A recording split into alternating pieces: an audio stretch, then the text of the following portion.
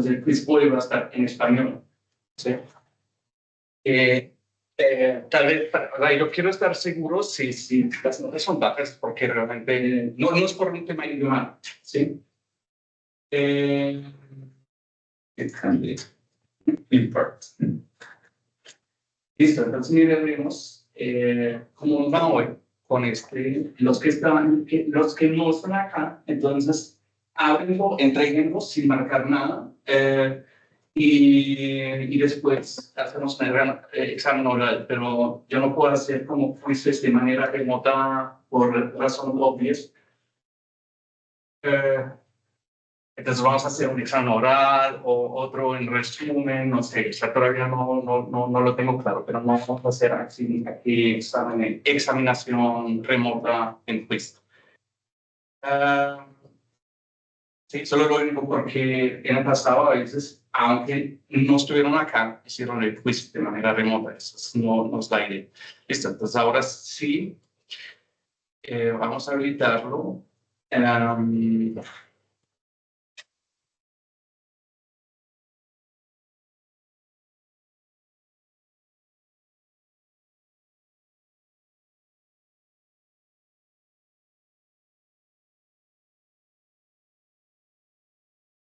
Entonces, esto.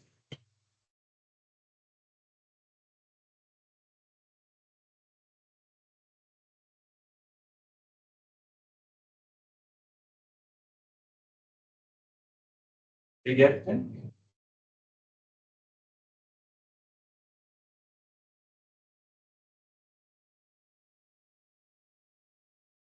Félix, ¿me escuchas?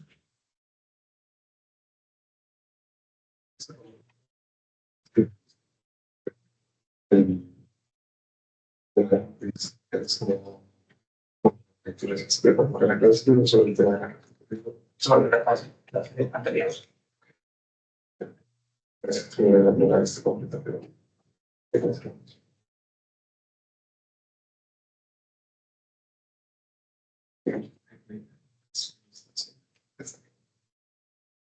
O sea, no habrá chat, solo, claro, sí, o sea, no hago una chat. No, la charla, yo creo que la charla sea como para la clase. La cosa que como del mail, que te das como el marco dentro del mail y el resto. Sí. O sea, pero para ese día. La clase no, pero el debate es, sí, digamos que no van a preguntar más algo para que sepamos aquí. Esas son las preguntas que las personas que están dentro del proyecto entienden un poquito más de esas diferencias, pero ser humano, y son preguntas para generar como discusión con los panelistas. Entonces, no lo pienso.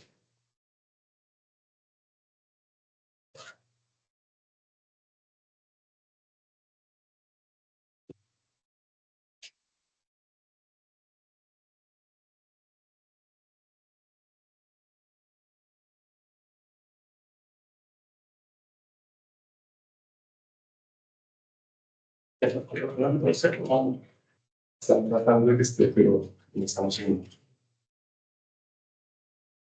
Es como los panelistas.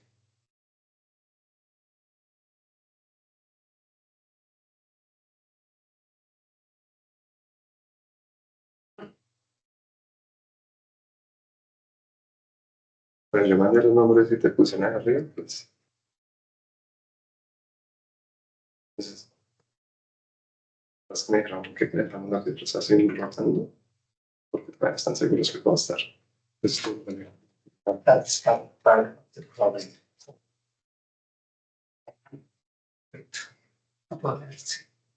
listo, perdón.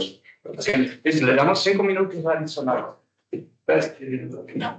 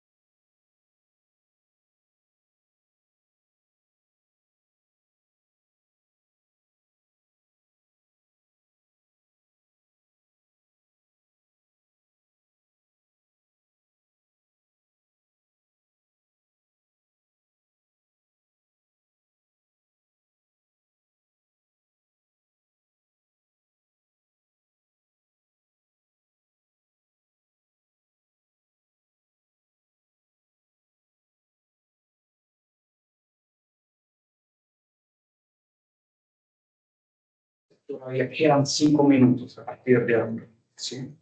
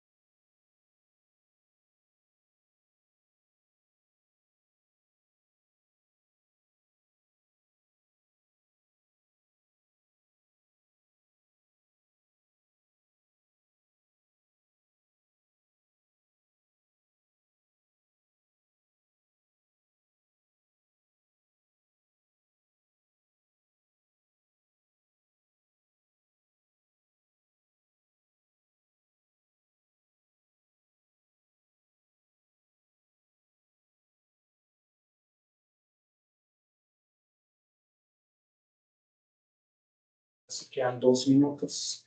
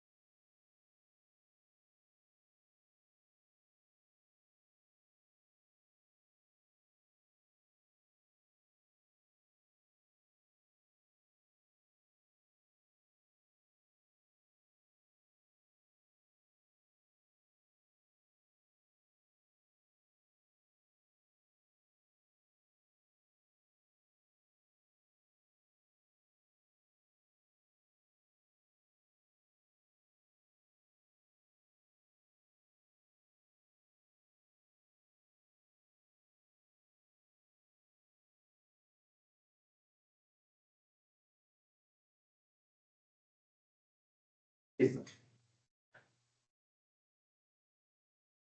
Cuando uno dice que un minuto, suena como vuelta este mazo.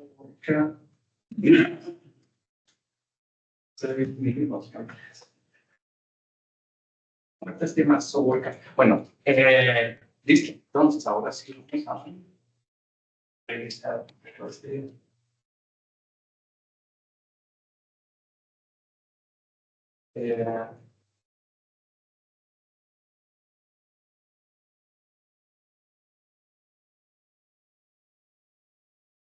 No.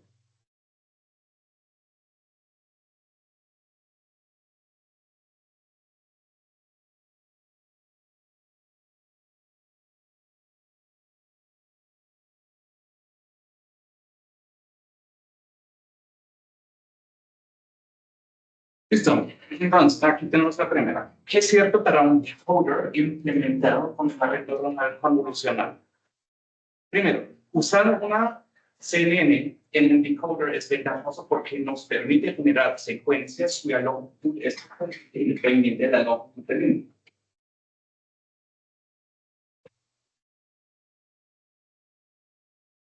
Son de todo independiente. No, no. De hecho, hay una conexión directa. ¿Sí? O sea, el output sí tiene una longitud variable, pero no son independientes. ¿Sí? El tamaño del output depende del tamaño del input y los tamaños de los kernels. ¿Sí? Redes convolucionales tienen en general la ventaja de poder procesar datos de longitud flexibles, inclusive en varias dimensiones. Eso sí es así. Sí. Sí. Sí, por ejemplo, si tengo sí, la anchura de una gráfica y la altura, pues los dos pueden ser variables, no hay problema. ¿Sí? Para la red convolucional. Si bien las redes convolucionales pueden procesar datos secuenciales, no las pueden generar. Ya podemos saber que esto no va a ser así, sí, porque sí pueden generar secuencias. Lo único es que no tenemos tanto control sobre el tamaño, ¿sí? de esas secuencias. Para procesar secuencias con redes convolucionales es necesario usar la longitud máxima del input. La utilidad de redes convolucionales, esto es para Polyconnected, sí, pero para convolucionales. No. Para procesar, la utilidad de redes convolucionales puede ser limitada para ciertas tareas porque el formato de salida depende totalmente del formato de la instancia que entra a la red y no de aspectos semánticos aprendibles.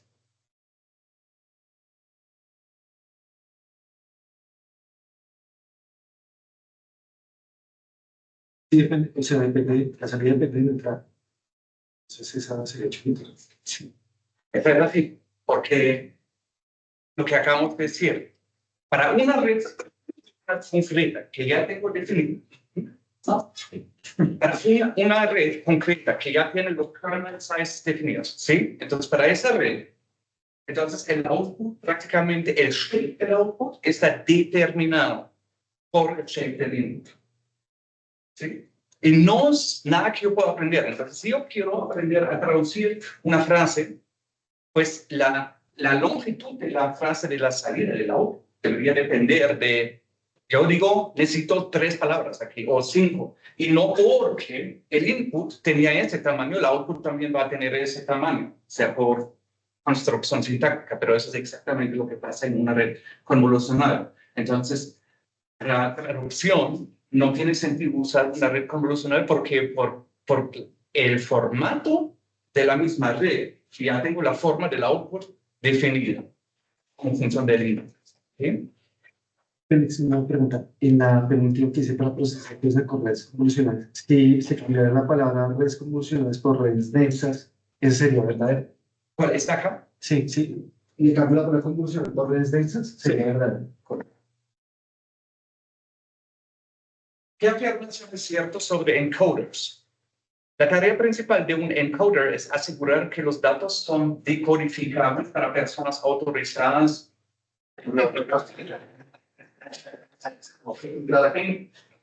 Bueno, me alegra. Ya que estamos. Bueno, estoy regalado. Un encoder normalmente es una capa o red que se agrega a un embedding para mapear los embeddings generales en embeddings contextualizados. Sí. Tal cual. Es una diapositiva que lo dice así. Encoders son muy útiles si se busca codificar datos estructurales donde instancias se pueden. Hasta aquí bien. ¿Sí? Vamos a ver si la frase también termina bien. Se pueden describir, donde instancias se pueden describir como átomos con propiedades y relaciones entre sí.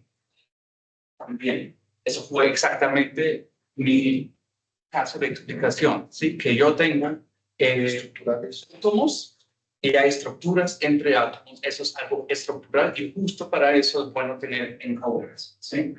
Que no es el caso para lenguaje natural, por ejemplo, ¿sí? Lo que no quiere decir que no puedo usar.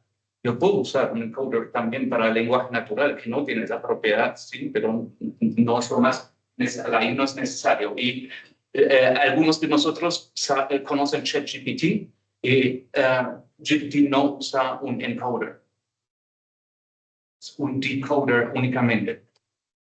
Una de las diferencias más importantes entre un embedding layer y un encoder es que el encoder se entrena con una tarea específica y un decoder concreto. Un decoder concreto. ¿Está bien en español?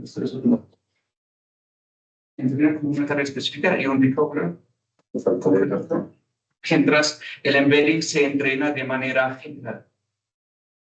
Ah, no, sí. O sea, con una tarea específica y un encoder concreto. Es decir, para entrenar un encoder, yo tengo un decoder específico. No.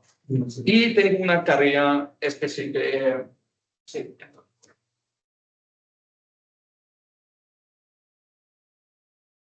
Correcto. O sea, no necesito un decoder. Yo puedo entrenar un encoder simplemente así. Y de hecho, por ejemplo, BERT es un encoder que se ha entrenado sin decoder. Tarea específica. Correcto, la tarea tampoco es específica. Cuando se quiere reusar un encoder, es importante saber con qué embedding fue entrenado, porque serviría de uso también. Yo he dicho eso en la clase. Entonces tenemos esa gráfica, embedding, encoder, y como yo entreno el encoder con los outputs del embedding, pues yo no simplemente puedo reemplazar el embedding con otra cosa, porque ya los vectores van a tener otro significado. Entonces, sí, esos dos pertenecen juntos. ¿Listo? ¿Qué es cierto para un decoder implementado con una red neuronal densa? Decoder con red neuronal densa. Un decoder puede implementarse usando únicamente capas densas para mapear embeddings a objects de salida. Pues eso lo hemos hecho en casa. ¿Listo? Entonces, sí. En PyTorch se configura la capa densa con una cantidad de neuronas auto para... No, ya sabemos que eso no existe. ¿Sí? O sea, él no puede ajustar automáticamente. Por eso necesitamos el max. Principalmente redes neuronales densas pueden tratar datos secuenciales de longitud variable bajo de ciertas condiciones. Hasta aquí bien. Una condición es que la variabilidad de longitud Una condición es que la variabilidad de longitud está o en el input, o sea, podemos procesar cosas de longitud arbitraria, o en el output. Es decir, podemos generar cosas de diferentes tamaños, pero no en los dos simultáneamente. Pues eso es falso, ¿sí? Porque de hecho también acá hacemos un sequence to sequence. Entonces puedo tener input variable y output también, y con una red neuronal pluriconected sin problema. Una implementación posible es el método autorregresivo. Bien, hasta aquí. En este no se predice la secuencia completa a partir del input, sino posición por posición, de manera independiente, asegurando que las predicciones en el output no se influyen. ¿Qué hacen?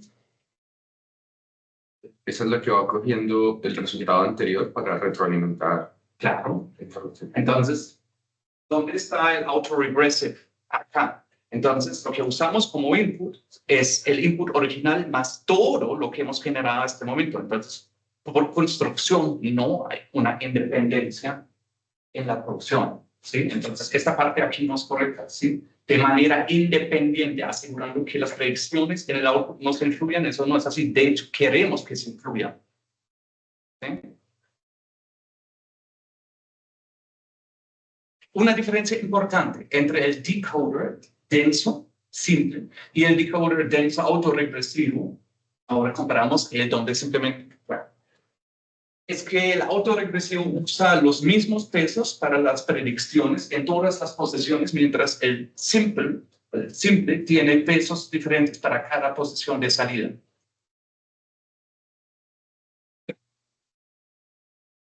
Entonces, ¿qué hago en el autoencoder, en el decoder autorregresivo? Yo tengo una red que toma una secuencia así, padded, hasta n más. Entonces, prácticamente yo siempre, para cada paso, uso la misma red. Y con los mismos pesos. Lo único que cambia es el input, porque al comienzo el input solo es X. Después es X más Y1. Después es X más Y1, Y2. Y siempre hacemos el padding hasta el final. Entonces, cada vez uso la misma red y por ende los mismos pesos. Lo único que cambia es el input, pero los pesos son los mismos. De hecho, es una diferencia importante entre el autorregresivo y el otro, porque en el normal yo tengo para cada posición de la salida otros pesos. Eso se llama weight sharing. O sea, no weight sharing. En el caso en el caso no autorregresivo no tengo weight sharing. En el caso autorregresivo sí tengo weight sharing, como en una convolucional, ¿no? Muy bien, entonces son estos dos. ¿Qué afirmaciones son correctas sobre lo que llamamos un decoder? Un decoder es un tipo de red neuronal especial con capas de decodificación de embeddings. Por eso se puede considerar como una inversa de un embedding. La función, o sea, un decoder sí usa un embedding tal vez, o sea, se basa tal vez en un embedding, pero no lo vamos a decodificar, o sea, simplemente lo vamos a usar para lo que sea. La función principal de un decoder es tomar un mensaje codificado para usar un decoder de manera apropiada. Se necesita antes un bloque de encoder explícito que está, aquí ya podemos dejar de leer porque existe mucho en que podemos usar decoders sin un encoder. El decoder normalmente no tiene parámetros entrenables, sino ya también podemos dejar de leer porque sí un decoder tiene parámetros entrenables. Por supuesto, es lo que tenemos que entrenar. La diferencia principal entre un decoder y una red sencilla es que es capaz de procesar tensores de los cuales al menos una dimensión puede tener una longitud variable desconocida. Esa es la diferencia. Última. ¿Qué debemos tener en cuenta al entrenar un decoder? Para secuencias de números reales, la función de pérdida típicamente está de entropía cruzada por posiciones. Pero sí sería porque si dependía de entropía cruzada. ¿Qué tipo de datos usamos la función de clases? Pero no para números reales. Porque números reales hay infinitos. No podemos codificar cada cifra real en una categoría. Aquí usaríamos mean square error, por ejemplo. ¿Sí? Incluso, obviamente, son jodidos, sí, porque sin real, aquí o si uno reemplaza real por entero, ya sería correcto. ¿Sí? Bueno, incluso si los tensores que codifican respuestas verdaderas y las predicciones han sido ajustados con padding, es posible que tengan una longitud diferente en la dimensión variable. ¿Eso está así o no? Cuando yo lo vi, los padding completan solamente para que queden con el mismo. Entonces, ustedes experimentaron, de hecho, ese problema en la casa. ¿Sí? Entonces, ¿qué pasa con mi padding? Imaginémonos que yo tengo aquí, digamos, esto es el ground truth, ¿ok? Y en rojo hacemos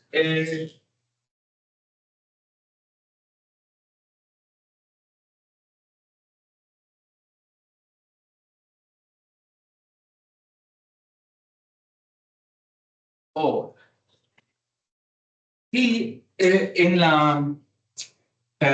las predicciones tenemos tal vez esto.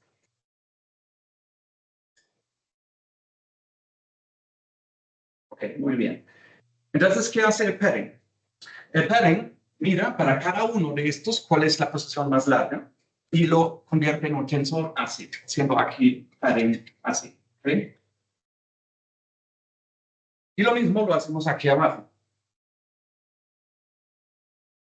A propósito, este tiene otra dimensionalidad, ¿no? Este tiene una dimensionalidad más que este aquí arriba, ¿sí? O sea, aquí tenemos el J Fred, ¿sí? Y aquí tenemos el J Barrett. Ahora, ¿estos dos tensores tienen la misma longitud? No. Por eso, dentro del cálculo de los, inclusive si este medidor como tensor, o sea, en sí es homogéneo, ya se aplica un padding interno, aquí también, pero eso no significa que tiene el mismo tamaño. ¿Por qué no? Porque el ground truth más largo fue más largo que la predicción más larga. ¿Sí? Entonces, aquí yo tengo un ground truth que tiene tamaño 5. Aquí lo máximo que tengo en las predicciones son 4. Entonces, no tiene el mismo tamaño y por eso yo tengo que reparar esto. Y para mí es muy difícil entender cómo no sé contestar bien esa pregunta con 9 puntos en la hoja, porque en la hoja yo tenía que tratar ese caso. No fue imposible sacar puntos para el loss si no resolví ese problema. ¿Sí? Entonces, este no fue. Incluso, ahora, segunda, incluso si los tensores que codifican respuestas, no, eso lo acabamos de tener. Entonces, azul, entonces sí ese es. Tercero, en el caso de generar secuencias de categorías, las predicciones tienen una dimensión menos que las respuestas verdaderas. Es justo al revés. Las predicciones tienen, o el target tiene una dimensión menos que las predicciones. ¿Y eso por qué es así? Porque aquí yo no tengo una dimensión para el vocabulario, porque simplemente pongo el índice de la palabra o de la categoría. Pero aquí, como tengo que especificar probabilidades o logics, más bien logics para todas las palabras, para todos los elementos de mi vocabulario, entonces yo necesito aquí una dimensión más. ¿Sí? Y esa es también la razón por la cual, si miramos la documentación en PyTorch, bueno, mientras aquí mi portátil se acostumbra otra vez al firewall de la universidad, ¿sí? O el firewall se acostumbra a mí, más bien, eso no, pues, no. Que manera me enseña, dame. Listo. Entonces, aquí abajo tenemos el shape. Mire, esto se los digo ahora. Esta sección del shape es casi la más importante de cualquier página de documentación en PyTorch. Que yo tengo que entender cómo son los shapes. Y lo que yo veo es que, de hecho, el target shape inclusive podría ser vacío. ¿Sí? Si hago una sola predicción, entonces solo tengo una sola cifra. Pero entonces siempre, o sea, entonces tengo algo vacío aquí y las categorías acá. Si hago predicción para una sola instancia. O tengo un batch, entonces tengo batch size, ¿no? Y esto dice aquí abajo lo que es. Tengo el batch size por la cantidad de categorías que tengo, ¿sí? Porque necesito para cada una de las categorías un logic, pero para el ground truth no tengo esos logics, solo digo para cada elemento en mi batch cuál es la respuesta correcta, ¿sí? Como índice. Y si tengo una secuencia de series, pues entonces yo tengo aquí un D1, que es la longitud de mi secuencia, y ese D1 también tengo acá, ¿sí? Bien. Dado que diferentes instancias tienen diferentes longitudes, normalmente se escoge un tamaño del batch de 1 para evitar que se tienen que hacer ajustes de la longitud. So, no tiene que ver nada. Justo con esta documentación vemos batch size es una dimensión, ¿sí? Y en esa dimensión, esa configuró con mi train loader, ¿sí? O con mi data loader, y esa es la misma en los dos. Y entonces yo tengo tal vez una dimensionalidad flexible aquí, pero eso no tiene que, está totalmente no relacionado, ¿sí? Con el batch size, entonces. Y finalmente, es necesario que exista una categoría para un espacio no usado llamado padding, o PAD. Normalmente se usa el índice 0 para representar esa categoría. Sí. Y 10 minutos. ¿Sí? Bueno, miremos la de la semana pasada. ¿Sí? What is the difference between using an embedding layer and using a standard linear layer to encode a single categorical attribute? Embedding layer o standard linear layer. Entonces, yo tenía una diapositiva que dice, varias diapositivas, que decía,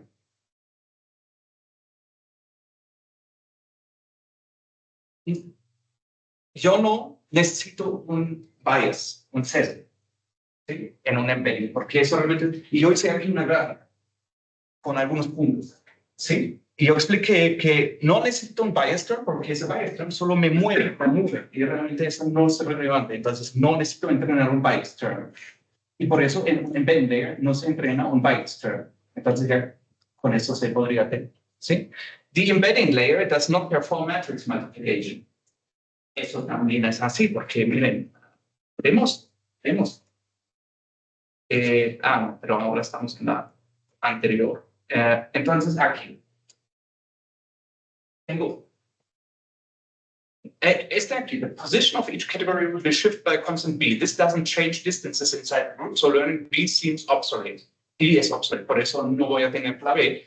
Y lo que aquí tengo en esa ecuación es que yo prácticamente digo, yo puedo reemplazar una multiplicación de matriz por simplemente un lookup en una tabla.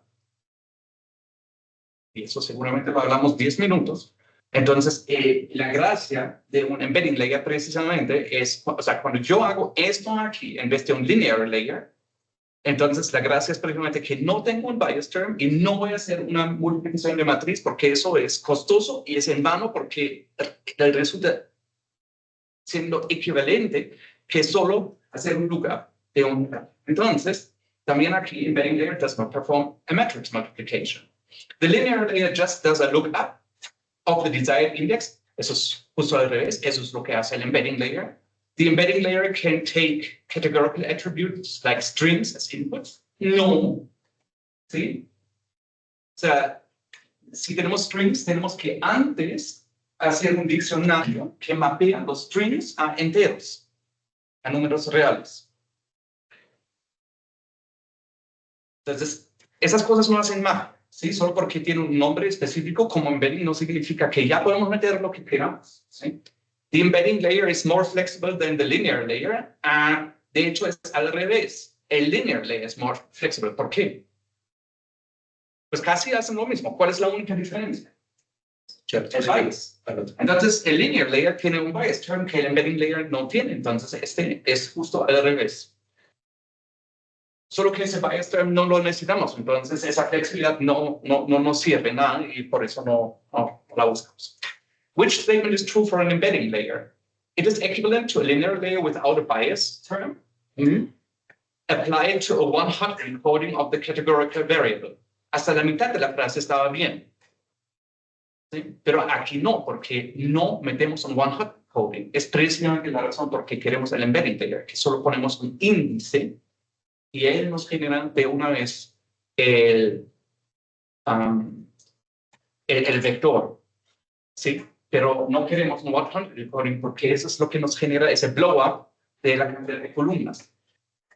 It actually treats the categorical variable as if it was ordinal. Eso también es falso, porque yo recuerdo muy bien que yo dije literalmente, y lo dice también en la diapositiva, que un embedding layer simula una codificación nominal, no ordinal. Sí, lo que yo hago sí es asigno un entero a cada categoría, y eso parece ser algo ordinal. Pero realmente la manera como uso esa cifra es solo como un índice, una tabla. O sea, no lo uso como cifra, solo lo uso como para un acceso a un arreglo. Y el uso es totalmente equivalente. O sea, es lo mismo que hubiera, o que me daría, si yo simplemente hiciera un one-hot encoding y después una capa lineal sin sesgo. Entonces es algo nominal, no es ordinal, a pesar de un número entero. The embedding layer in PyTorch can be used to encode complex objects like graphs. No. Sí, porque necesito enteros y no puedo codificar bien grafos en enteros. Para eso necesito un encoder. An embedding layer essentially realizes a mapping from a natural number to a vector. Sí, finalmente una. ¿Sí? Eso es lo que hace un embedding layer. Toma un número natural y lo convierte en un vector que corresponde prácticamente a ese mapeo lineal. An embedding layer can be configured to model a nominal or ordinal attribute. Sí, total, ¿por qué no? Sí, porque en últimos tengo algo categórico, lo mapeo a un entero y después la manera de cómo él lo trata internamente es como un nominal, ¿ok?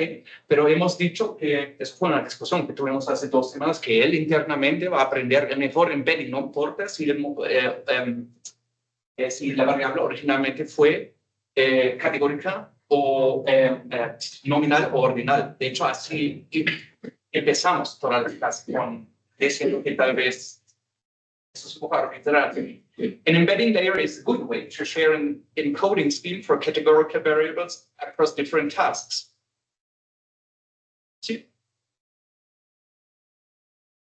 Muy bien. What do we... Perdona, Félix, no entendí por qué subíamos la quinta y la segunda. La segunda está. Sí.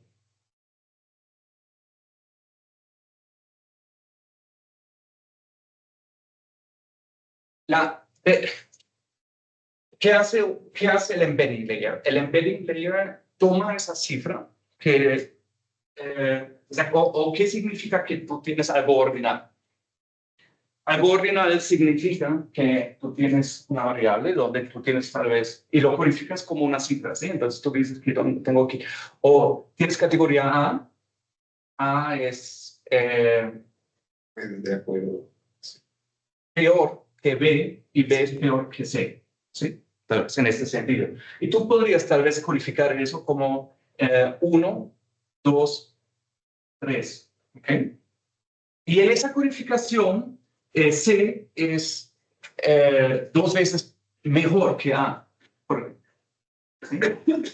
En esa codificación, si yo realmente lo trato como cifras.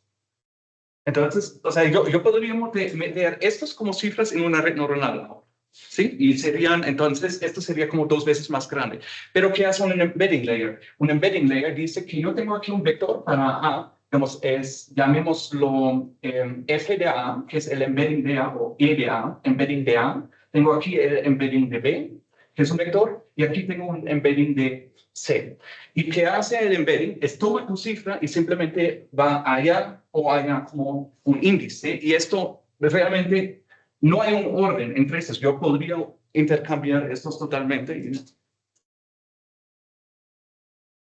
O sea, si la pregunta me está diciendo si puedo darle un orden categórico, o sea, un orden a las categorías y ya me dice no puedo manejar tanto las comunidades. Sí, o sea, efectivamente, un embedding layer no consideran nada ordinal. No hay un orden en realidad. O sea, hay enteros y esa es la confusión. De hecho, cuando yo aprendí la primera vez de eso, yo decía, pero si yo tengo enteros, entonces, ¿por qué eso es nominal y no ordinal? Sí, pero es la manera como el embedding layer usa esos enteros. Y la manera como los usan es realmente para simular un efecto nominal, inclusive. Pero yo podría codificar un atributo ordinal también con esto. ¿Sí? No hay problema. Solo que el efecto va a ser que es nominal, pero si él necesita un orden específico, pues que entonces que la red aprenda buenas representaciones que reflejen eso. What do we know about the impact of the embedding dimensionality? Entonces, ¿qué grandes deberían ser esos vectores que yo puse ahí? ¿Sí? If the embedding size is too large, we may lose expressivity. Pues eso es justo al revés, ¿sí? Porque entre más atributos permito, pues más puedo expresar, ¿sí? Porque entonces no lo hago, pues porque parte de la idea del embedding es comprimir, ¿sí? Porque yo no quiero para cada uno de los 1000 municipios tener un atributo, sino solo quiero 10, ¿sí? Entonces, compresión, tenemos. If the embedding size is too small, we might lose the ability to express certain distance properties that are important for the task. Claro, sí. Yo tuve una diapositiva sobre esto. Acá, ¿sí? A good value for the embedding dimensionality is the number of categories, para nada, porque entonces no estamos reduciendo. A small embedding size, like 2, can be used if you want to visualize the categories, ¿correcto? O opción 5, también. Option 5. What do we do if we have multiple? Entonces, si tenemos múltiples atributos categóricos, ¿qué hacemos? We create. Entonces, ¿cuál es la diapositiva correspondiente? Esta. ¿Sí? We create a linear layer that connects all of the one-hot encoded attributes. Eso fue esta. Y eso seguramente no lo hacemos. We create one linear layer for each attribute and then connect them into an embedding layer. Eso tampoco lo hacemos. ¿Sí? Porque queremos, o sea, lo que uno ya, o sea, si uno lee la pregunta, ya debería saber, bueno, en ese caso, ¿qué voy a hacer yo normalmente? Pues uso un embedding layer por variable categórica. ¿Sí? Entonces, no un embedding layer en general. We create one embedding layer for each category attribute, entonces este. Outputs of the embedding layers and numerical attributes are aggregated before passing them to the actual network architecture. También, ¿sí? Es esto. Acá. Sí. Aquí. We create one embedding layer which uses all categorical attributes as inputs. No. What is true for the word-to-vec embedding scheme? The standard loss function when training word-to-vec encodings is cross-entropy.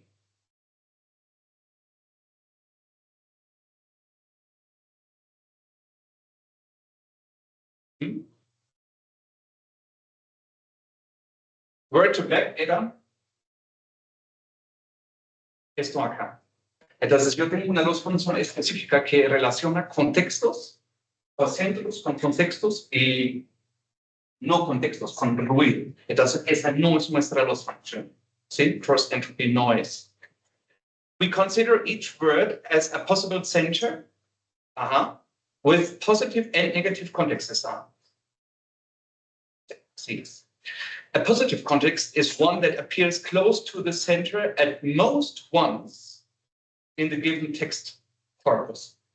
De hecho, eso está casi correcto, sí, pero aquí debería ser at least once, ¿sí? Pero eso fue mi error. Yo quería decir aquí at least, pero entonces yo decía aquí es como correcta, no importa lo que hicieron. Sí, no importa lo que hicieron, aquí no les quité ningún punto. ¿Okay? Pero ahora, a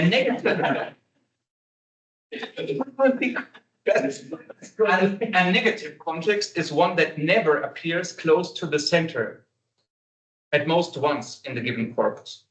Entonces, el problema es aquí el never. Realmente eso no es la definición de un contexto negativo. Un contexto negativo no es uno que nunca aparece cerca del centro. Porque ¿cómo generamos aquí los... ¿dónde están? Entonces, ¿cómo ¿cómo generamos los ejemplos negativos? With random words. Entonces, es totalmente posible que yo tengo un ejemplo negativo, que aquí sería cat, the. Que tomo cat y lo combino con una palabra aleatoria. Y esa aleatoria puede ser una que jamás aparecerá en ese contexto, pero por coincidencia, algunos sí también van a aparecer. Entonces, no tenemos un check y todos implementaron esto. Todos implementaron esto, pero casi nadie tenía eso correcto. ¿Qué me hace? O sea, ¿quién marcó esto? Implementó un check que comprobó que ese contexto negativo nunca estaba presente con ese centro. Nadie implementó un check así, entonces esto realmente no miramos que nunca aparece ahí. The number of categories is usually the number of words that exist in the corpus plus one. Pues esto suena tentativo, pero en realidad no es así, porque yo no tengo una categoría para todas las palabras. Existen muchas palabras que no van a recibir un embedding y se agrupan en otros. ¿Sí? Entonces, esto tampoco es correcto. Así que nos quedamos con eso. Entonces, sí, quizzes son una manera muy fea de evaluar, lo mismo porque no evalúan muy bien competencias, pero evaluar competencias también cada vez se vuelve más difícil. Pero es lo que tenemos y a mí me preocupa mucho cómo nos vamos con esos quizzes, ¿sí? Porque hay algunos que han sacado, digamos, en 4 quizzes puntos, como 6 puntos.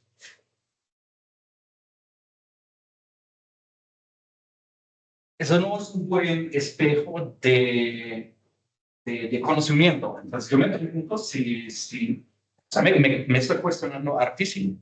¿Sí? Entonces me pregunto si o no entienden o simplemente el quiz no refleja muy bien lo que sí saben. Eso es siempre una excusa fácil. Pero, y a veces es así. Sí, es limitado, quiz es limitado, sí. Pero, o sea, no es tanto para discutirlo ahora, porque también quiero avanzar un poco el tema de hoy, pero no sé.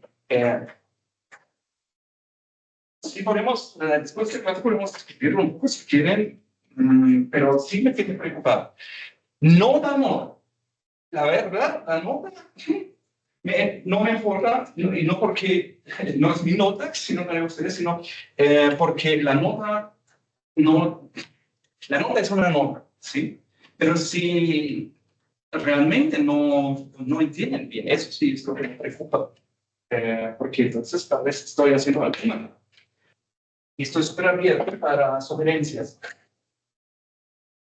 con los resultados de hoy, que no he mirado todavía en detalle, pero no estoy seguro si el idioma es la excusa.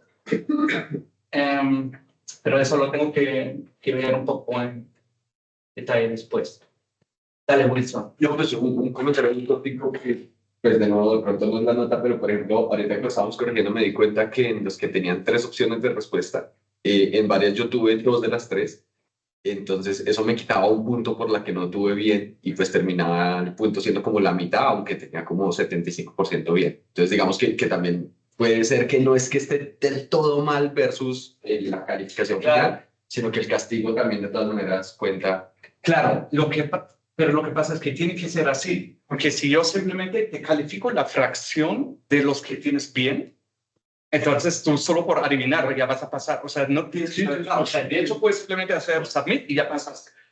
Sí. Sí, entonces... No, si no haces solamente recall y precisión, sino haces un No, ponderado. por eso, ahí... Dije, la mayoría de esas cosas es falso. Entonces, el majority classifier, que simplemente dice, siempre dice que es falso, ya va a pasar. Entonces, así no lo podemos hacer.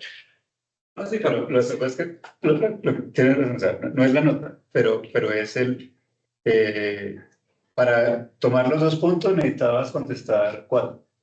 Pero con uno que falles, Exacto. todas mal, pierdes un punto. Entonces, tenías que Entonces, es un poco, pero digamos que esa no es la... Sí, sí, mi punto ni siquiera es como que no que cambie la metodología, sino que, por ejemplo, a mí me ha ido mal, pero entonces cuando yo veo el puntaje digo, uy, me fue súper mal, pero cuando entro a mirar cuántas realmente contesté mal, no fueron tantas como pareciera reflejar la nota. Sí, pues una manera de eliminar ese problema sería simplemente hacer menos respuestas posibles. O sea, en vez de 5, solo hacer 4 o inclusive solo 3 por pregunta. Entonces, En otros exámenes lo que se hace es decir cuántas son las respuestas correctas posibles, correctas, ¿cierto? Entonces, en las 6 hay 3 correctas, entonces por lo menos ya hay como una, Ayudita más.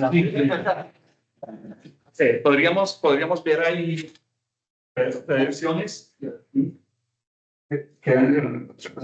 Digamos que ya es más de contexto y es, hablo por mí, si es inglés. O sea, una cosa es de pronto escucharlo, participar, pero otra cosa es sentarte 10 minutos a coger, no sé, 70 frases o sea, porque pues tú estás escaneando, ¿cierto? Como que esta suena, pero pues es dos nuances, never, Sí. often. O sea, tú no los apropias tan rápido, pues en 10 minutos cuando no es tu idioma, y en español tampoco, ya. O sea, porque estás buscando pues pequeños detalles de por qué está exactamente eso, no es. Pero el idioma sí tiene, ahora, si es el 10% o el 5% o el 20% para algunos, más o menos, pero puede proceder. Hay otras cosas que, o sea, yo sé que las has dicho, eh, pero es algo que me pasa en clase, o sea, full attention all the time, it's impossible. Es del estudiante. Entonces, claro, algunos tenemos tiempo a veces en la semana de volver a revisar un poco la presentación, revisar los slides y como ir revisando cosas y eso hace que de pronto algunas horas no bien, otras no tanto, pero lo que voy es a que pues hay ciertas cosas que por el camino se No. pierden y es normal. Eso totalmente de acuerdo, pero la idea es, o sea, cuando yo diseño los quizzes, yo no miro a qué dije en la clase. Sí, o sea, la idea es que yo puedo resolver todo el quiz solo con las tareas de la casa, únicamente con estas. Ese es el otro punto. Hablo por mí, obviamente por los demás puede ser diferente. No estoy solamente en el doctorado, ya tengo otras cosas y otras 2 materias, entonces el tiempo que le puedo dedicar pues no es tanto como el que quisiera. Y la tarea, y lo he dicho a los compañeros, a veces está volviendo un ejercicio más de perseguir los asserts que dedicarme un poco más de tiempo a entender el concepto. ¿A qué me refiero con? Y yo te he dejado de pronto notas en los solutions de la solicitud era esta, pero me doy cuenta cuando hago research que, no sé, o sea, estás viendo otro tipo de data. O sea, y como solamente me puedo dar cuenta de eso hasta que envío el ejercicio y el hacer me dice, mira, estoy esperando esto. Entonces se vuelve un poco el tiempo es solucionando y no pensando, venga, ¿qué estoy haciendo? Ah, work to wake, estoy haciendo esto, estoy haciendo esto. ¿Para qué? Para llegar al quiz entendiendo los conceptos más que operacionalizando. Sí, o sea, al final mi punto es, para mí, me paso la semana tratando de hacer código, no dedicando el tiempo a estudiar el concepto tanto como quisiera. Y uno esperaría que el solo hecho de hacer el código ayude, pero pues llega un momento en que no, porque estás como de ven, 1, 2, coma, punto, indent, pero no estás pensando, al menos en mi caso, a veces, en detrás de eso que hay. Es como muy interesante. Esa manera de calificar tiene una bendición y una maldición. La bendición es, o sea, ¿cuál es la alternativa? La alternativa es que hacemos simplemente una hoja o sea, simplemente hacen una entrega al final de la semana. ¿Sí? Y yo lo reviso a mano. Esa sería la otra. y así siempre lo he hecho antes. Entonces, eso tiene la ventaja que entonces tal vez no es como uno no tiene que ser tan conforme a un unit test, ¿sí? Porque, pues, o sea, si en general la solución funciona, ok, bien, ¿sí? Entonces, eso es digamos, la desventaja es que, claro, o sea, cuando tú tienes una plataforma que calificas como o sea, tienes que conformar exactamente a esto. Entonces, la desventaja, pero ¿cuál es la gran bendición? Que uno puede corregir errores y no entregas una vez una cosa y si hay problemas, entonces baila y... No, el ejercicio de Graded Scope a mí me gusta. Para mí es un videojuego. O sea, De pronto, ¿cómo agregar un poquito más de contexto en las restricciones? Me parece que eso es como la... Sí, entonces, porque para esta hoja ya puse un poco más o sea, en el output que dice, yo ahora voy a comprobar tal y tal cosa. Y si falla, también hay como mensajes más informativos, ¿sí? Que al menos pueden ayudar a reducir ese tiempo de ingeniería. Aunque en realidad esa ingeniería es muy importante. O sea, en realidad, yo creo que para la última hoja, muchos de esos tests realmente, o sea, si no los tengo bien, realmente yo lo veo muy difícil que yo tuviera otra solución que sería funcional. O sea, casi el unit test es como un poco como un salvavidas de saber si estoy por el camino correcto, porque muchas veces uno puede, tal vez inclusive uno logra implementar cosas que ni siquiera me producen un error. O sea, corren, no botan una excepción, pero no hacen lo correcto, ¿no? Esos son los errores que son peores, porque, o sea, yo tengo prácticamente un error en mi código, pero no me doy cuenta. Entonces, para mí, o sea, yo lo entiendo completamente. Sí, desde mi punto de vista también es muy subóptimo, pero no tengo otra manera o sea, no, ojo, pues, podríamos hacerlo, podríamos reemplazarlo por simplemente hacer una entrega a la semana y, No, creo que la diferencia que yo también estoy muy innovando también en mi primer curso de Deep Learning. Y Gradescope es mi compilado prácticamente. Porque me toca adaptarlo y esto que está en vivo sí. Es que es 30 más bien. Pero no, pero una sugerencia. De pronto se nos comparte no el código del test, pero prerequisitos de datos. De alguna forma. Entonces uno por lo menos puede su Visual Code, armar su prueba local en su computador y uno en su computador hacer. Que me encuentro, mira, particularmente mira que me estaba mandando mira, descargue, espere. No me visualizó. Porque tenía salida de la prueba. De pronto si se puede compartir con un set de pruebas no el código, pero sí por lo menos mira para estos casos para que uno pudiera sí. centralizar un poco más el esfuerzo. Pero eso es lo mismo, o sea, prácticamente para que puedan correrlo localmente, les tendría que compartir los unit tests. no, pero no hay unit test. Y era de pronto lo que te escribía Emilio en Teams. Y es, si sabemos, pues tenemos un ejemplo, no tiene que ser el definitivo, el unit test pones otro, pero sabemos el tipo de datos que esperas enviarle al código que te estamos poniendo. Ok, sí, eso sí, ahora lo vamos a hacer. O sea, yo ahora siempre les pongo un template. Pero me enviaste con template de código, pero no. Por ejemplo, en la última hoja tenías espero recibir listas. Sí. Entonces, pues yo dije, pues, bueno, vas a recibir listas. Y lo primero que decía la hacer es no cumple con, o sea, no te estoy enviando listas. Te estoy No, enviando el template en Python Eso. ya tenía eso resuelto.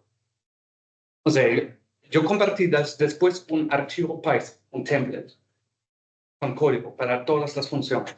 O sea, no el código fijo, sino pero los nombres de las funciones y esto ya estaba realmente correcto. Y la descripción de lo que pedía también el unit test. No sé si no has visto ese... Sí, no, yo lo vi, pero digamos que lo que te digo, o sea, de lo que yo recuerdo, no sé si he puesto, verá que en algunas decías, en la descripción del sheet, decías, o sea, la función debe estar preparada para listas, y espero que me salieran a hacer, no sé, estoy enviando tensores. Sí, pero eso no debería pasar. O sea, eso no debería pasar. Si Y entonces, pues eso, o sea, a eso nos referimos con, si tengo un dataset de prueba, sí, es más eso.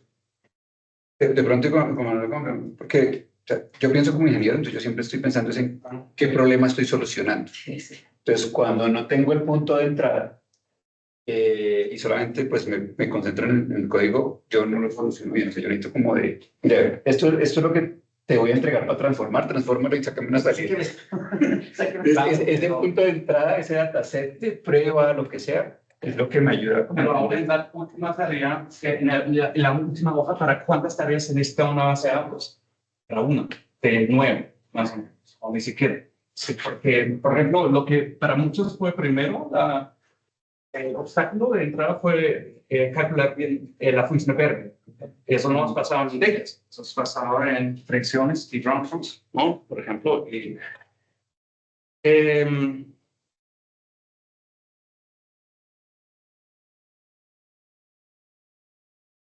bueno, no sé.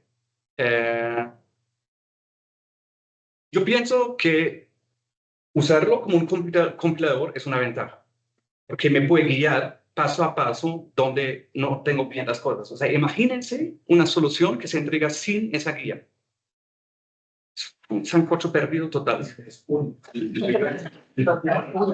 de entrega, sí. 100%. ¿No? Y la 30. La 50 daba lo que tenías bien, de pronto lo dañaste. Pero me refiero a que si fuera uno, pues siempre, a mí siempre me quedan ceros. Sí. Entonces, Estaba bien. propuesta, entonces, dejemos la parte de las hojas por el momento como es, pero yo me tengo que asegurar que no haya una disonancia entre, o sea, Emilio fue el primero en sufrir eso, el viernes o el sábado, no sé cuándo lo hizo, pero después debería tener, a ver, quedar coherente. O sea, pero eso es mi responsabilidad, de que realmente desde la hoja está claro lo que hay que hacer y hay un template que guía el proceso, ¿sí? Un template público. Para los quizzes, al menos vamos a entonces hacerles la ayuda para hacerlo en español. Sí, esto es una ayuda, no sé. Pero pues también, opinión mía. A mí yo tengo un serio problema con mi lógica. Cuando la primera frase es verdadera, la segunda es falsa, toda la primera es falsa, la primera verdadera es falsa. Entonces, y no, entiendo el uso pedagógico, lo entiendo perfectamente. Pero de pronto sí, no sé si es posible, o que la pregunta sea como más directa o más... Sí, también. De hecho, déjame pensarlo hoy el fin de semana porque realmente a mí me pone un grandísimo obstáculo que una tercera parte del curso no viene. Entonces, con ellos digo, tengo que hacer otra cosa. Entonces, finalmente, también podemos hacer otra cosa y hacer como simplemente un examen oral por parcial, por corte, ¿sí? Entonces, me siento con cada uno media hora y evaluamos. Entonces, esto sería mucho mejor, que eso sí reflejaría entonces competencias más que si sabía bien poner un chulito. Entonces piensen como yo después les hago una encuesta, que prefieren. Sí, sí. Bueno, pero entonces, bueno, miremos, por eso no publiqué la hoja de hoy todavía, porque no sé cuándo vamos a lograr después de toda esa charla. Pero el tema de hoy, but now. This is not the exam, but now, so let's switch to English again. So, so today's topic are autoencoders. And first I will introduce what autoencoders are. And then in the second part, we talk about what can I do immediately with autoencoders if I have them, just in the way I presented here in the first part. And in the third, we will look a bit, okay, at modifications of autoencoders. Modifications of autoencoders for specific purposes. Okay, so what's an autoencoder? An autoencoder is any network that is trained with a loss function that tries to reconstruct the input, where the output should reconstruct the input. Okay, so I put something into the network, and the output should be exactly the same. Now, In terms of shape or of No, interpret of values. Okay.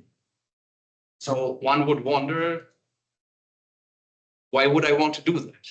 So I already have something. Why do I want to output exactly the same thing? So we will see a lot of use cases for this in a second, but it's good to have this question mark for now. And it consists of two components of an encoder. So here it's called an encoder, which we will denote as F. So F takes these objects from the input space and maps them into a vector. So important here is X can be anything, okay? At least, let's say, we already have a tensor value, let's say at least, okay? But can be any shape. But then we want to represent this object in a single vector, okay? Of K values. And the decoder now takes these K values and maps that back into X, okay? And autoencoders were actually first proposed, I think, by Geoffrey Hinton in the 80s. Okay, so it's just a really old concept. And that was the first time that the word encoder and decoder were used in the context of deep learning. And this is why they are called still a bit like this. Even nowadays, they really have completely different meanings than in this original use case. Okay? So, we can think of an autoencoder like this. We put in, so here is only the simplified version. So we have already a vector here, but it could be something more complicated. It doesn't need to be flat, okay? We don't need a vector here. Here we could also have a tensor, okay, of any shape. This thing goes into the encoder. The encoder does its magic. So this is a complete neural network here inside. And then it outputs a vector of K entries, okay? And then the decoder takes these K entries and again produces something of the same shape, but ideally not only something of the same shape, but even of the same values. Rough, okay? This is why these guys here are now not called Y1 to Y something, but X1 hat to XD hat. So somehow these should correspond to each other.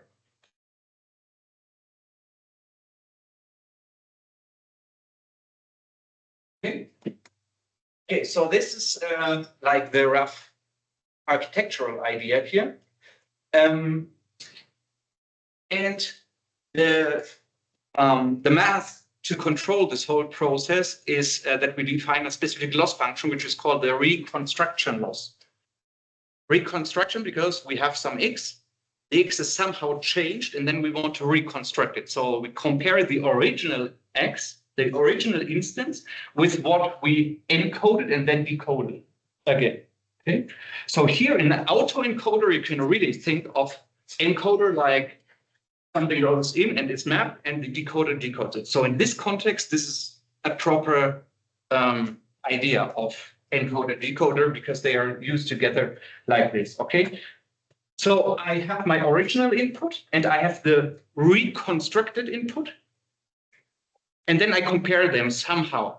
And the comparison depends a bit on what this is originally. So if these are real numbers, then I would use mean squared error, for example. If these are categories, I use cross entropy. Okay?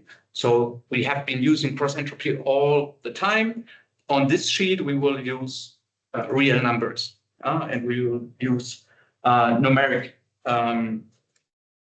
loss functions here, okay? And then I average this over all the instances. So this is called the reconstruction loss. There are no labels here. There is no such thing like a Y. It's actually an unsupervised thing, no labels.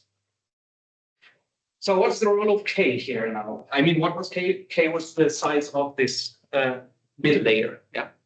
It's also called the latent layer. So what's the role of K? Now, if K is as big as D or even bigger, then, well, I mean, then the autoencoder really can just take the input, memorize this, and output it again. So it will just learn the identity function, just I have some channels in my network, and one of the if I have here k is equal or at least as big as d, then this guy will be just this value. And the second will be the second value, and the third will be the third value, and so on. So this doesn't really make sense. Okay. Where's D? So D is the amount of the attributes you have originally. Yeah. So it's basically the number of columns in your data frame if you have pandas. So here I'm assuming that the input has been flattened.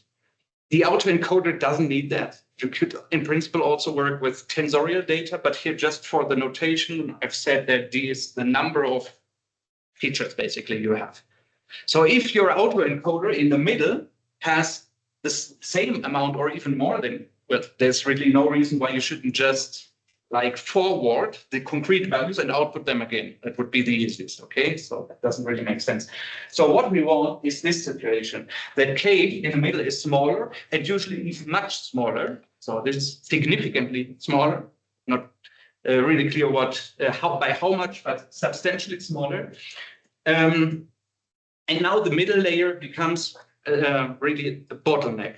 So I must really compress somehow the input. So imagine you have 500 input variables, and you have to, in the middle, you have a bottleneck of size 10. Then somehow you must squeeze these 500 values into 10 values. This is a significant loss of expressivity. Yeah? If I have only 10 variables compared to 500, how can I represent the same information in only 10?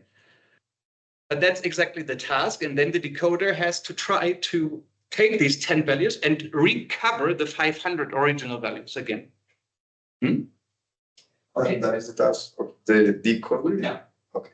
But these two guys really work in a team. It's like you can think of this like a two-player game.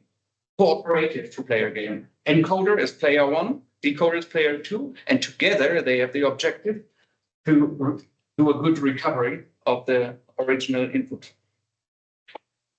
Okay, so I'm not sure about the objective of the process, because if you have the input and you want the output be similar, even in values, what is the objective of the encode? So let's look at the use cases. Why do you want to do this? Well, the first is dimensional field reduction. So actually, you do not want to use both always. Sometimes you just want to use the encoder, but the decoder is only used to train a good encoder.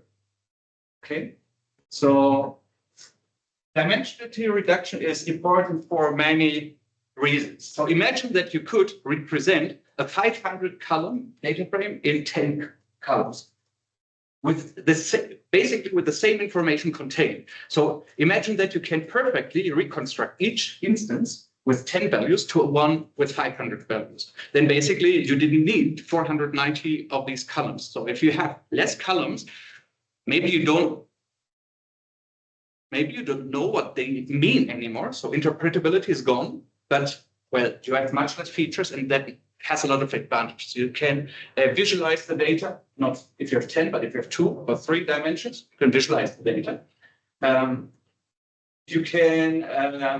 You will speed up the learning process, because the less features you have, the faster the learning algorithms can work. And usually, I mean, you should know this, if you have less features, then you can also obtain better performance.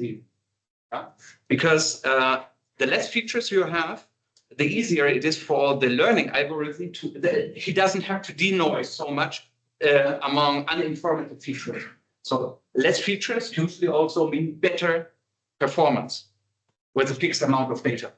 For a fixed amount of data, having less features usually helps you if you have the right features, the right subset of features that allows you to have better learning success. Okay. Now, if we talk about dimensionality reduction, we already have a lot of techniques like principal component analysis in the kernelized version, the linear discriminant analysis, TSNE, and UMAP. So there are a lot of techniques that already do this. So why should we use an autoencoder instead of those? So There is one thing that is very interesting here, which is the reconstruction objective.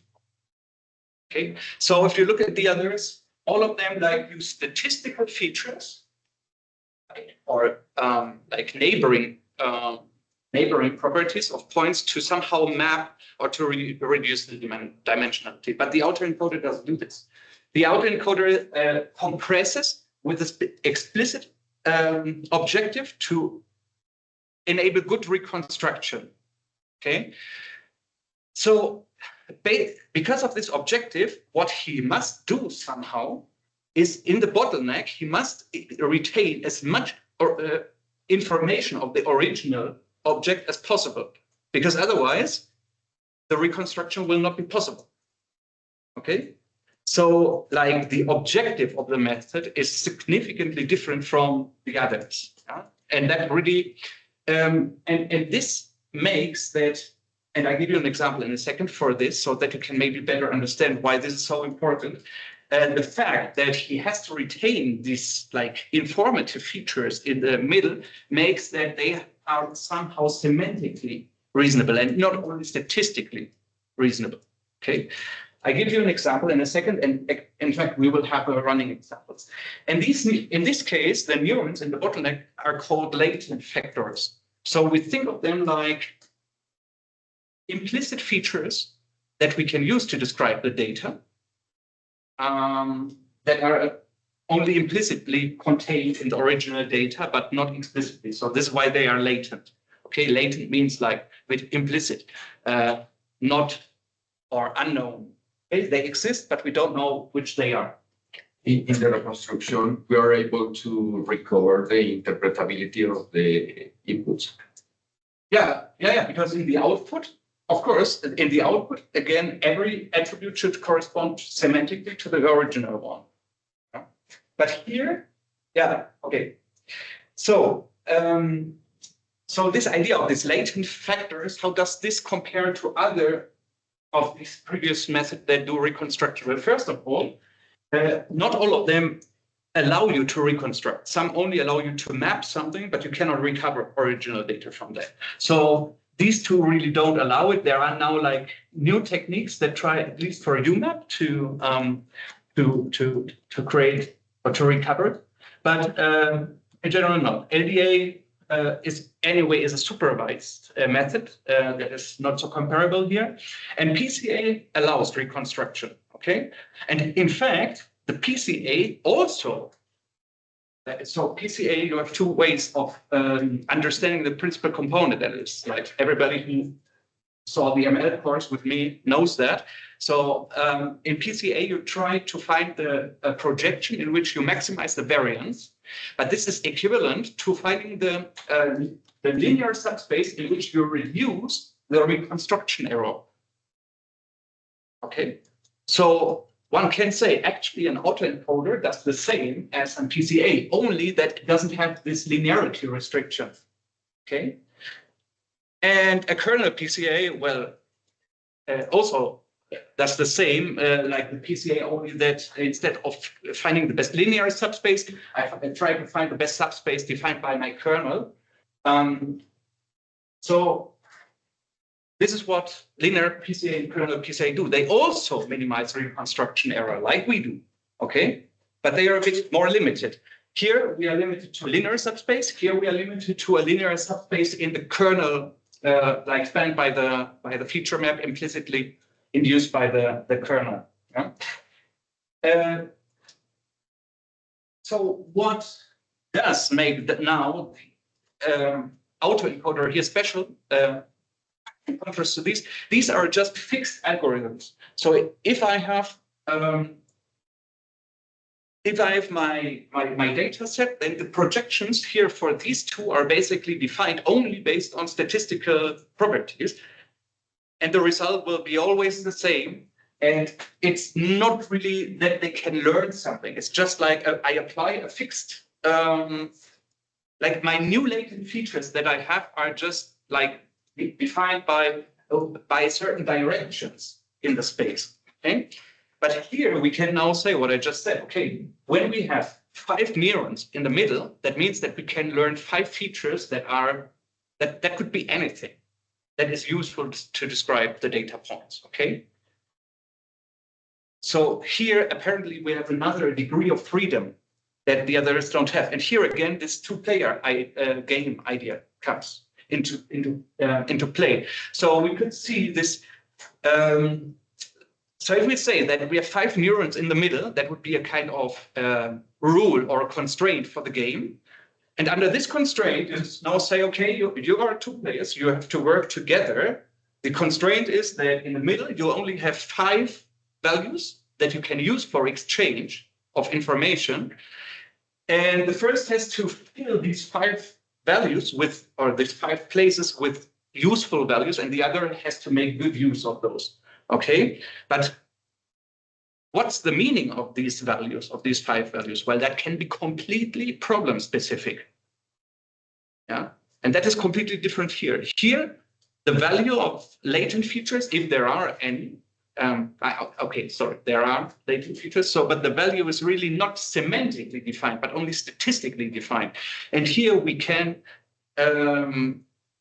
build features that are somehow useful for the task. Okay, and this is not the case up here. But we have to create that features that are latent, or the autoencoders. Here we learn them. We only have to say how many do we want to have. So, example. Imagine that, so this is not a realistic example, but it helps very well to understand what's going on, okay? So imagine that we have 28 by 28 images, and every image has a white, so here it's gray, but on the other images it will be white, has a white rectangle in the upper left corner, okay? So we have 28 by 28, this is 784 features for each.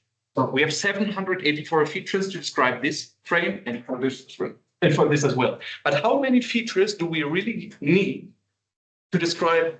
So if we already know that this is the situation and all of the instances will describe an image with a rectangle. 2. 2. Which one? The coordinates, the crossing, where the black line starts, maybe? Yeah, exactly. So we need to know the height and the width of the rectangle. That is the same as this coordinate down here.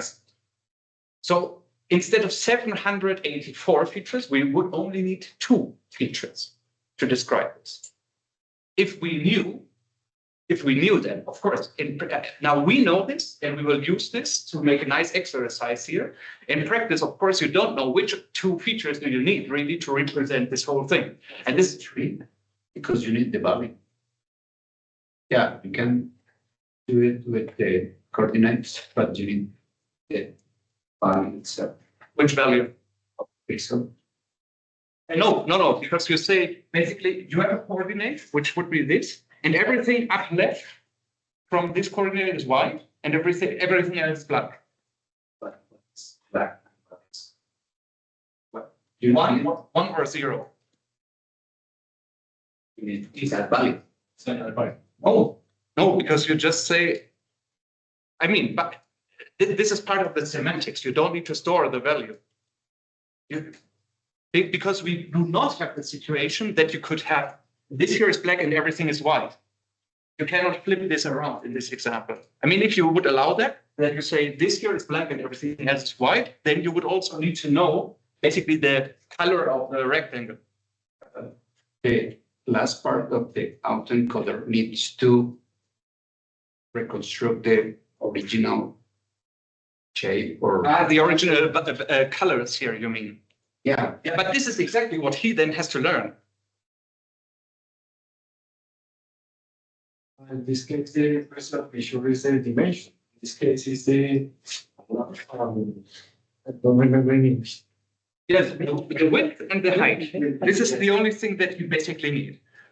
If I tell you this now, I mean, everybody here would understand. If I give you the coordinate, you would say, okay, everything up left from that coordinate is gray or white, and everything else is black. We would understand this, and if we understand this, then somehow the autoencoder would also have to learn what you just said. So the values, this is basically what he has to figure out. How does he need to basically convert the values, the colors, into a coordinate So he should learn based on a lot of examples like this. I should learn this coordinate. And the decoder should learn to take the coordinate and fill everything up left from that with white and everything else with black. That would be the ideal team. But the point is that, of course, usually you don't know this. We will now use this knowledge and say, okay, we know that that would be the ideal two features. But in practice, the gag is that he has to learn something, okay? And he will not be able to learn exactly those features, but there's something similar, maybe, okay? So here, we see results for different encoding techniques. And the semantics is always, we always have pairs of figures, okay? So this is a pair of figure. This is for the linear PCA. Here we have the PSNE, here we have UMAP, and here we have the autoencoder. So what do these figures say? These figures now, so what I did was to take a bottleneck of size 2. So I tell all of them, learn a latent representation with 2 values only. Okay, and what you see, and then I take 5,000 images, and I tell him, okay, here are 5,000 images, create me the new representations. So these two are the new representations. So this is my new latent feature number 1, and this is my new latent feature number 2. In all the plots, what's the difference between these two? So the points are exactly the same here. So if you look at this scaling here and here, this is exactly the same scatter. The only thing is that I now want to visualize this with respect to the known necessary features, width and height. So with respect to these ideal features that we know that exist in our constructed case, what do the points have to do with this? So here, in this one, the color tells me what's the width of the original rectangle. Okay, and here the color is the height of the original rectangle. So if I have, for example, a rectangle that is very wide and very high, then I have here a high value in the width, which is yellow, and here I have a high value in the height, which is also yellow. So that would be something like this. This point here, this is one rectangle that is wide and high. If I want to look at the rectangles that are shallow, in both dimensions, then it would be purple in both. So it would be here, okay? So here I have rectangles that are small in both dimensions. And then I have some that are wide but shallow, okay? So that would be yellow here and purple here. So yeah, basically these up here, okay? Or the other way around, they are they have a high height, but they are shallow in width. Then they would be purple like here, but yellow here. Okay, and this semantic of the colors is also the same for all of the algorithms. Okay. Okay, so I can see that a PCA does more or less reasonable. So okay, so what would be the ideal case now? The ideal case would be that this here is the width, the original width, and this here is the height, for example.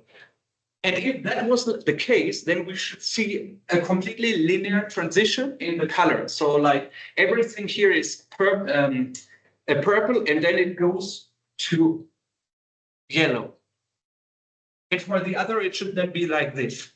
So if we would have a completely linear and axis parallel transition of the colors, then he would have really learned these latent features of width and height, which is not the case here. Because here, like the transition is somehow, so I have a transition in colors going from here.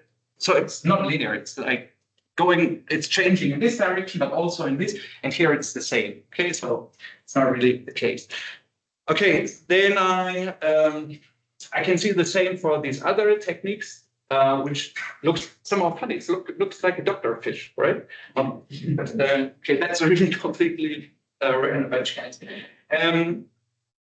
And here we see UMAP, which is completely out of mind, and the autoencoder. So in the autoencoder, it looks a bit. I mean, the scattered points look very different from here, but it also is not very linear. So he also, I've color changes in both directions. Somehow it's not necessarily better, at least not from this figure, but I just wanted to show this to you so that you get an idea of what's happening, okay? Now, this mapping is certainly better than this here, because at least similar rectangles are in similar areas, okay? But here, really, I have a complete chaos in UMAP, okay? So this is really not a good technique if I want to preserve semantic similarity, at least for this. Statistic similarity, maybe, but not semantic similarity. And here, this is okay, I would say. So I have certain regions of similarity, and here also. But now, let's do some more comparisons. So this is only for the encoding part, okay? So if I'm only talking about, for example, visualizations, then I could use all of them. And maybe this creates me a better visualization. The autoencoder maybe creates a better visualization than others, maybe not. Can be, can be not. It's just one more tool. And by the way, if you take an autoencoder and you just take another random initialization of the weights, you get completely different figures here. So here, these figures will always look the same. Yeah, here it's even deterministic. Here it's not completely deterministic, but they always look more or less the same. The autoencoder can every time look super different. Okay. Now, but that brings us, and we will keep comparing some of these. That brings us to some other use cases. So maybe you want to compress data for transport. So images are large in file size. So great if you are able to compress them to 10% of the size and send them over the network, for example. So maybe you want to compress data for transportation. In this case, you really want to have encoder and decoder, both parts. Yeah, encoder before you send, and then you decode. Okay, so how well are these methods now doing for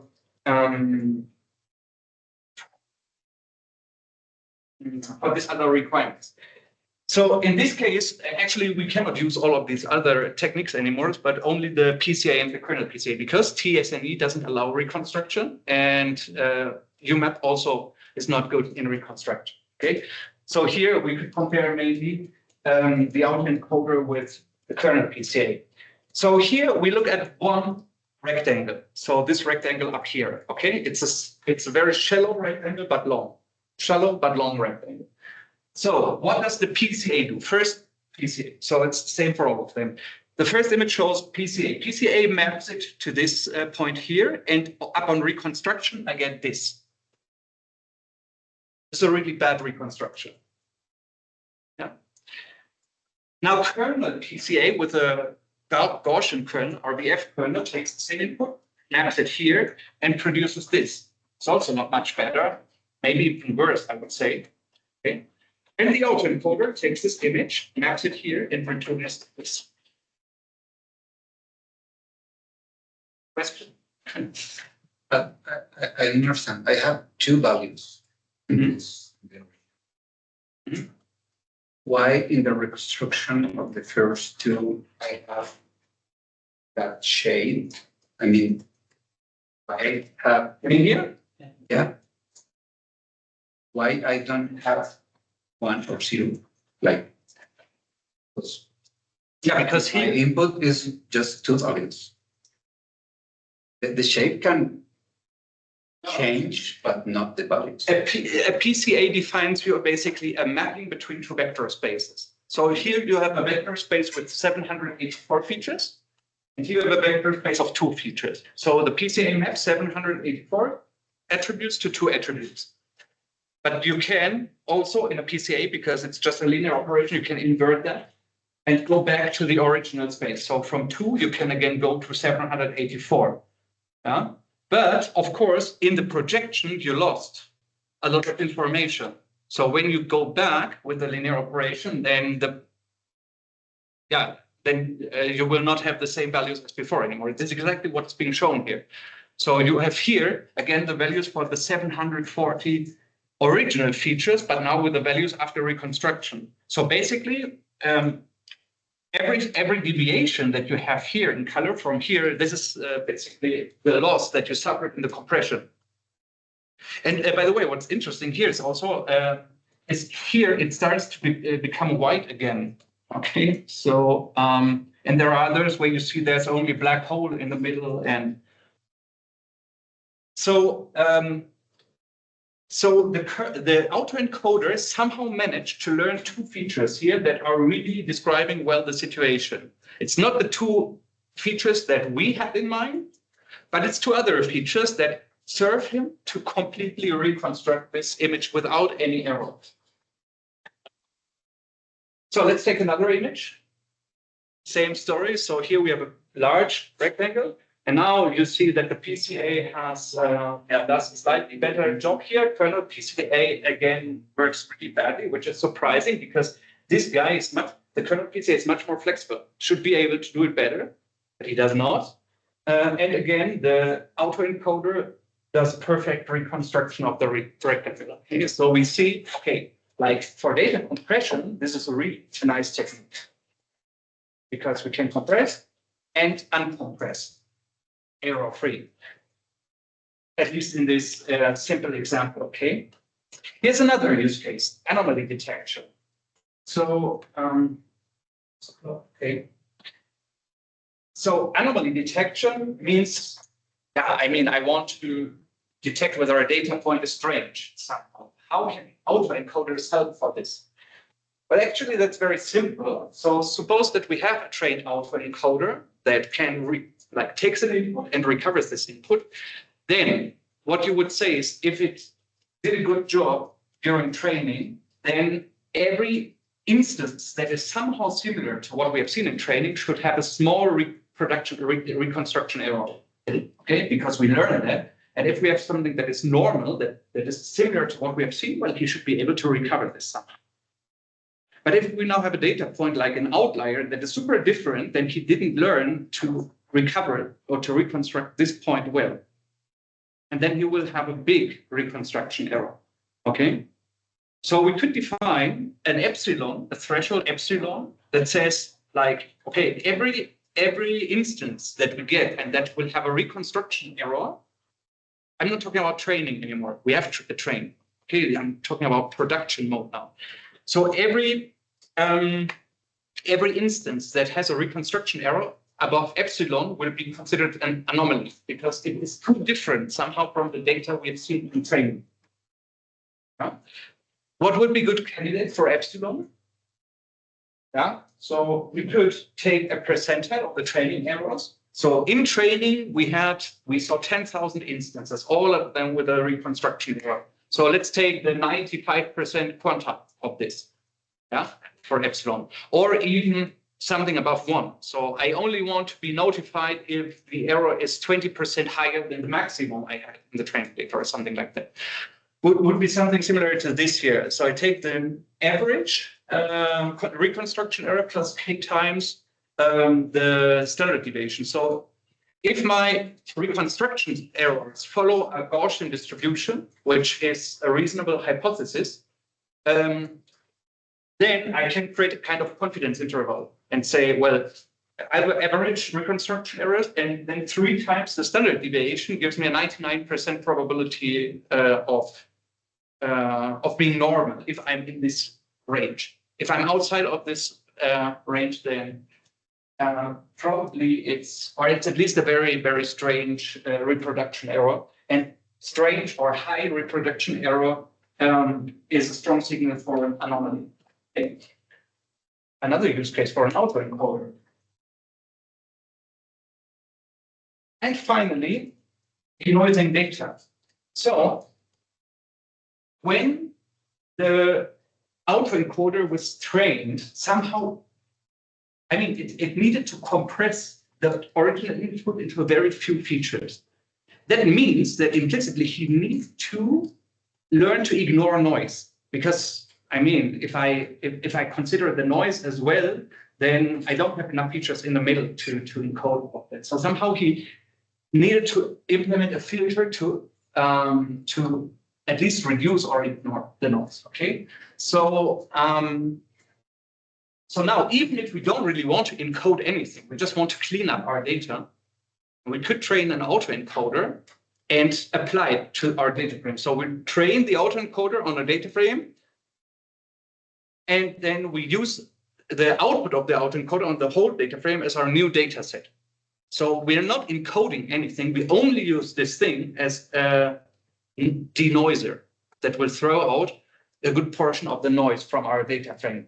Okay, so it's a kind of, in this sense, it would just work as a kind of preprocessor, okay, that is being used to throw out noise.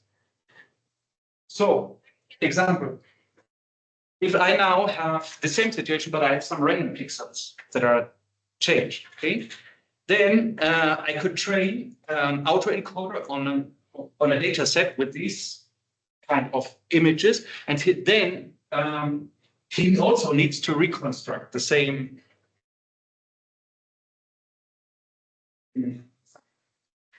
So he needs to reconstruct this image. And this is a bit funny because if you look at this, you see now that here you also have like non-black pixels. So it's a bit like gray. This is still a very good reconstruction. Why? Because I mean, these are still sort of logits. Because actually here, this was a 0-1 situation. Okay, so this is like categories in each pixel, 1 or 0. And if we here would now apply a rounding, so you map every pixel to black or white, depending on which is, do I have a value of 0.5 or higher, then that would be still an almost perfect reconstruction, right? Okay, and here we also see a very good result for this other example. Okay.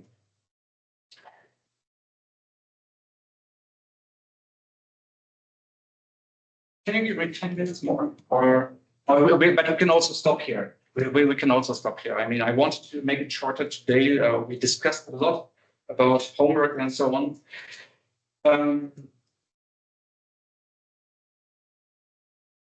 Okay, so in this case, then we will make the homework sheet a bit shorter. I will pick up again next week on this, but then we already see that, well, having a neural network that takes some data only to reproduce the data is maybe not so stupid after all, because we can do quite interesting things with that. Okay. And without going into details now, but what you can see here is also that we can use this for imputation or to learn how to do good data imputation as well.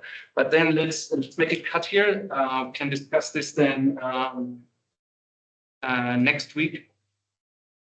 And maybe then this week will be easy. Yeah. Here, then you will. We all hope that. Okay, maybe thank you. Yes. Bueno, chicos, hasta luego. Hasta luego, muchas gracias. Que estén bien. Hay una pregunta. Jonathan. Gracias, los quiero mucho, se cuidan.